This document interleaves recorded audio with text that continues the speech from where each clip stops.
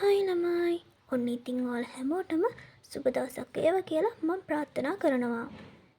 ඔන්න ඉතින් මං අද ඔයාලට අරගෙන ආවේ ඉතාමත් දක්ෂ වගේම ප්‍රසිද්ධ චිත්‍ර ශිල්පියෙකු පිළිබඳවයි. ඉතින් ඒ ලියනාඩෝ ඩා වින්සි.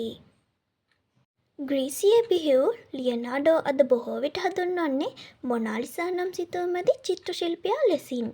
එහෙත් එය ඔහු මිනිස් ඉතිහාසයට දුන් එක් නිර්මාණයක් පමණි. ඔහු විශිෂ්ට සැලසුම් නිර්මාණයෙක්.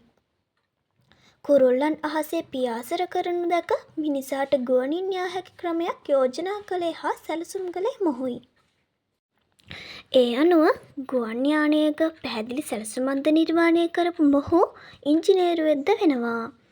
ඔහු විසින් නිර්මාණය කළ තවත් විද්‍යාත්මක මෙවලම් වල දළ සටහන් අදටත් සුරක්ෂිතව පවතිනවා.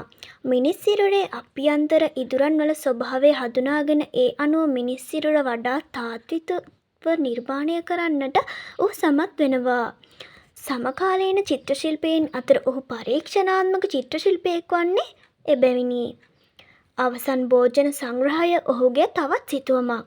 මේ සිතුවමේ සිටින ජේසුතුමන් හා අනුගාමිකයන් ගේ චරිත ස්වභාවයන් මානව චිත්‍රණය කොට තිබෙනවා.